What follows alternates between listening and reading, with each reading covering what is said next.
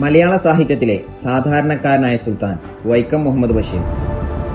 തലക്കനമുള്ള സാഹിത്യഭാഷയെ സാധാരണക്കാരന്റെ ഭാഷയിലേക്ക് പറിച്ചുനട്ട എഴുത്തുകാരൻ. ചിരിച്ചും ചിന്തിപ്പിച്ചും അദ്ദേഹം മലയാളിക്ക് സമ്മാനിച്ചത് വെറുമൊരു കഥയല്ല, ജീവിതം തന്നെയാണ്. 1908 ജനുവരി 21 വൈക്കത്തിനടുത്തുള്ള തലയോലപ്പറമ്പിലായിരുന്നു അദ്ദേഹത്തിന്റെ ജനനം. സ്കൂൾ പഠനകാലത്ത് ഗാന്ധിജിയെ കാണാൻ വീട്ടിൽ നിന്നും ഒളിച്ചോടിയ ബഷീർ പിന്നീട് ഇന്ത്യൻ സ്വാതന്ത്ര്യ സമരത്തിന്റെ ഭാഗമായി ജയിൽവാസവും ക്രൂരമായ പീഡനങ്ങളും അദ്ദേഹം അനുഭവിച്ചു. അതിനുശേഷം ഭാരതം മുഴുവൻ അലഞ്ഞുതിരിഞ്ഞ ഒരു നീണ്ട യാത്ര. സൂഫിയായും സന്യാസിയായും പാചകക്കാരനായും കൈനോട്ടക്കാരനായും അദ്ദേഹം ജീവിച്ചു. ആ യാത്രയിൽ നിന്ന് കണ്ടുമുട്ടിയ മനുഷ്യരും അനുഭവങ്ങളുമാണ് പിന്നീട് അദ്ദേഹത്തിന്റെ കഥകളായി മാറിയത്. മലയാള ഭാഷയ്ക്ക് അന്നേ വരെ പരിചയമില്ലാത്ത വാക്കുകളും ശൈലികളുമായിരുന്നു ബഷീറിന്റേത്.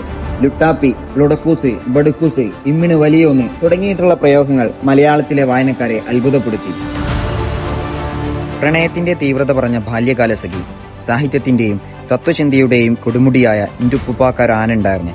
ജയിൽ പശ്ചാത്തലമാക്കിയ മതിലുകൾ, പാത്തുമ്മയുടെ ആട്, ശബ്ദങ്ങൾ, പ്രേമലേഖനം, അങ്ങനെ ഓരോ രചനയും മലയാളിയുടെ നെഞ്ചിലാണ് കുടിയേറിയത്. പ്രകൃതിയെയും ഭൂമിയിലെ എല്ലാ ജീവജാലങ്ങളെയും ഒരുപോലെ സ്നേഹിച്ച അദ്ദേഹം ഭൂമിയുടെ അവകാശികൾ മനുഷ്യർ മാത്രമല്ല എന്ന് ഉറക്കെ പ്രഖ്യാപിച്ചു.